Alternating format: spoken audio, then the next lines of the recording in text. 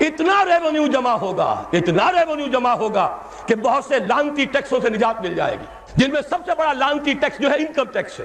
عام کاروباری آدمی یا تو ہمہ وقت کلرک رکھے، اکاؤنٹنٹ رکھے، اور پھر اسے بازار سے بھی نہیں ملتی رسید، وہ سامان لے کر آتا ہے، رسید نہیں دیتے، اب وہ جاتا ہے انکم ٹیکس افسر کے سامنے، بھیگی بلی بنا کھڑا ہوا ہے، جھوٹ بولے، جھوٹ حلفیہ بیان دے، رشوت دے، اکاؤنٹنٹس کو دے، انکم ٹیکس آفیسر کو دے، چھوٹ جائے گا، جان بچ جائے گی، اور اگر جھوٹ نہیں بولے گا اپنی بساط الٹ دے۔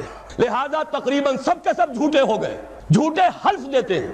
جب جھوٹا حلف انسان نے دے دیا ایک معاملے میں تو یوں سمجھئے کہ کارک کھل گیا بوتل کا، اب تو جھوٹ ہی ہوگا، اسی کا راج ہوگا۔ یہ سب سے بڑا ملعون ٹیکس ہے کہ جس نے ہمارے ہاں صداقت کا، دیانت کا، امانت کا جنازہ نکال دیا۔ اور یہ سب کچھ کیوں؟ اس لیے کہ جو اصل آمدنی کا ذریعہ ہے وہ تو ہم نے جاگیرداروں کو دے رکھا ہے، ان کے محل سج رہے ہیں، ان کے بڑے بڑے بنگلے ہیں، ان کے عیش ہیں۔ ہاری کو دیکھو، یہاں کے کاشتکار کو دیکھو۔ ایک صاحب نے ایک دفعہ کہا تھا، جو پہلے لاہور میں رہتے تھے، پھر کچھ عرصے جا کر ایک دیہات میں مقیم ہوئے، کہنے لگے خدا کی قسم میں دیکھ کر حیران رہ گیا ہوں، پنجاب کا دیہاتی کاشتکار خود نہیں نہاتا، ہفتوں اپنی بھینس کو ضرور نہلاتا ہے، لیکن خود نہانے کا کوئی تصور نہیں، وہ حیوان سے بدتر ہو کر زندگی گزار رہا ہے۔ یہی حال ہاریوں کا ہے۔ یہی آپ جا کر دیکھیے، وہ بیچارے بھیڑے بکریاں پالنے والے بلوچستان کا عام بلوچ، اور عیش کن کے ہیں؟ سرداروں کے، عیش کن کے ہیں؟ جاگیرداروں کے، زمینداروں کے۔ یہ سارا نظام ختم کر کے، اور اس اجتہاد کی اصول پر یہ ساری زمینیں خراجی ہیں۔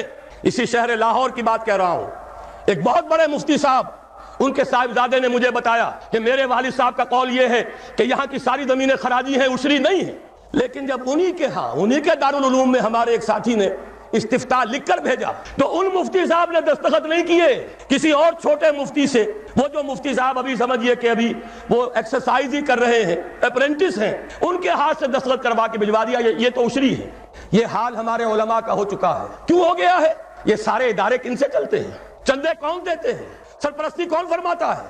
وہ تو وہی لوگ ہیں۔ سرمایہ دار کا چندہ نہ ہو تو دارالعلوم نہیں چلے گا، سرمایہ دار کا چندہ نہ ہو تو یہ سارے جو بھی ٹھاٹھ بچھے ہوئے ہیں، جو بڑی بڑی مسندیں سجی ہوئی ہیں، جو بڑی بڑی جائیدادیں بن گئی ہیں، ریاستیں بن گئی ہیں، یہ کہاں سے آئیں گی؟ لہذا سچ بات کیسے کہی جائے؟ ان کے لیے ہیں، مشکلات ہیں، لیکن اب ہمیں حقائق کو علل اعلان کہنا ہوگا۔ وہ جو اقبال نے کہا تھا، جو ہر سے قل لفظ میں پوشیدہ تھی اب تک، اس دور میں شاید وہ حقیقت ہو نمودار۔ اور میں ابتدا میں کہہ چکا ہوں علامہ اقبال کی بات، میں ان کا ادنا طالب علم ہوں، ویسے میں انہیں کوئی معصوم نہیں سمجھتا، ان کی عملی زندگی ہمارے لیے مثالی نہیں ہے، قابل تقلید نہیں ہے، ان کا فکر ہے جو بہت بلند ہے۔